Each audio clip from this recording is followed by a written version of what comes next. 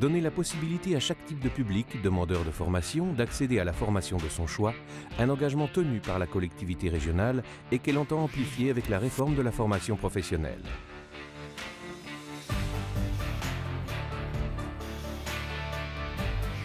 Et cette démarche, aujourd'hui, est pleinement consacrée. Alors de façon très évidente sur certains types de publics, comme les jeunes, parce que tout le monde sait aujourd'hui que la collectivité régionale s'est fortement mobilisée, mais pas seulement. Nous avons aussi travaillé sur d'autres types de publics, les handicapés, bien évidemment, les seniors, parce que je me suis rendu compte qu'il n'y avait pas de dispositif spécifique pour les seniors. Et ces seniors, aujourd'hui, au-delà de leur vie active, ont des projets.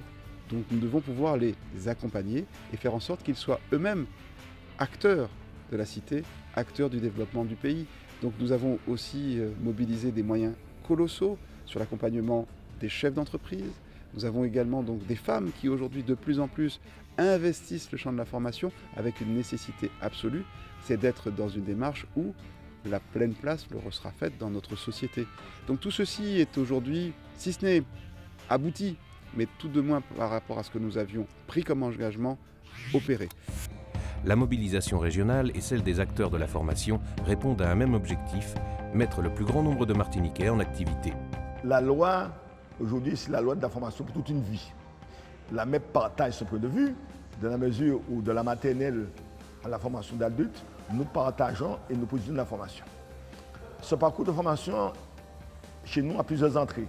Une entrée en maternelle, c'est vrai qu'on va participer, mais l'entrée surtout le domaine de la formation d'adultes et de l'apprentissage. L'apprentissage, c'est un domaine où le jeune, à partir de 16 ans jusqu'à 25 ans, quelquefois 29 ans, intègre une entreprise et assume dans le centre de formation évidemment les éléments, les compétences théoriques. Et ce domaine est quand même déterminant parce que ce taxe les entreprises. Donc avec la formation, nous sommes capables non seulement d'assurer la continuité de ce qui existe, mais aussi de transformer le monde. Donc notre tâche à nous, de cette nouvelle stabilité, c'est d'assumer cette responsabilité de création, de transformation du monde du travail et d'assurer notre développement en Martinique. Ces 2 journées, vous l'avez compris, étaient pour nous extrêmement importantes. Le plan d'action qui va découler des premières assises de la formation en Martinique s'inscrit dans une démarche partenariale et de qualité soutenue par la région. C'est pour cela que nous avons, au terme de cette session, qui en appelle d'autres, choisi de nous retrouver dans le cadre du CCRFE, qui est en fait le comité de coordination régionale de l'emploi et de la formation professionnelle, pour extraire les données issues de ces assises et organiser un plan d'action qui sera très fort, qui va nous permettre effectivement de rebondir, parce que nous aurons donc la prospective à travers les outils de programmation, nous aurons le cadre d'habilitation et nous aurons donc besoin de mettre en œuvre des politiques, des stratégies pour être plus inclusifs dans notre démarche. Trouver à réingénierie, un cadre de réingénierie, c'est ce qui est important. Il faut modifier la façon que nous avons jusqu'à présent traité un certain nombre de ces sujets, et singulièrement la cible jeune. Parce que beaucoup ont considéré qu'il y avait beaucoup de dispositifs, qu'il y avait un manque de lisibilité, c'était pas clair, qu'il nous faut donc travailler sur la lisibilité des métiers, la lisibilité des chemins pour accéder à la formation et à l'emploi, et surtout faire en sorte que la gouvernance de tout ceci soit beaucoup plus simple et aisée à décrypter. C'est pour ça que nous avons souhaité mobiliser la collectivité régionale très fortement et la positionner comme étant le garant et l'animateur du champ de la formation à la Martinique.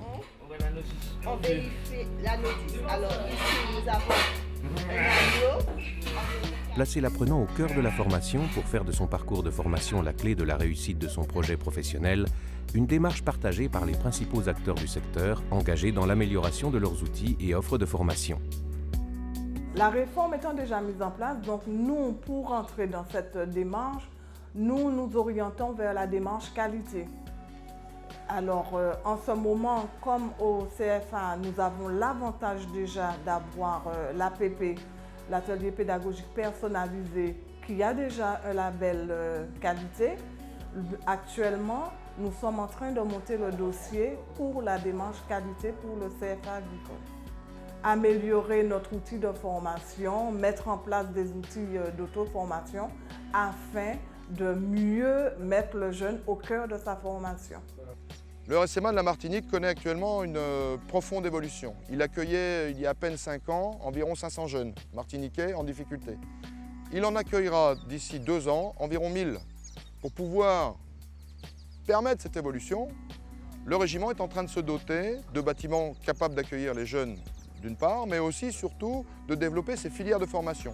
Il y a 2 ans, le RECMA proposait 14 filières de formation. Elle est actuellement à 25 filières de formation. D'ici 2017, c'est 32 filières de formation professionnelle qui seront proposées à la jeunesse martiniquaise. Elles seront toutes et en permanence adaptées au marché de l'emploi martiniquais. Encore une fois, le but est de faciliter l'insertion de tous les jeunes qui nous rejoignent et donc de leur proposer à l'issue une possibilité réelle d'insertion dans la vie professionnelle. La mise en œuvre du service public régional de la formation marque pour les années à venir une nouvelle impulsion de la politique régionale en faveur de l'emploi et de l'insertion des Martiniquais. Nous sommes arrivés au bout d'un cycle parce qu'en 2010, nous avions préparé et présenté la stratégie régionale de la formation. Et au terme de ces presque 4 années, nous pouvons constater que ce que nous avions posé comme objectif a été atteint.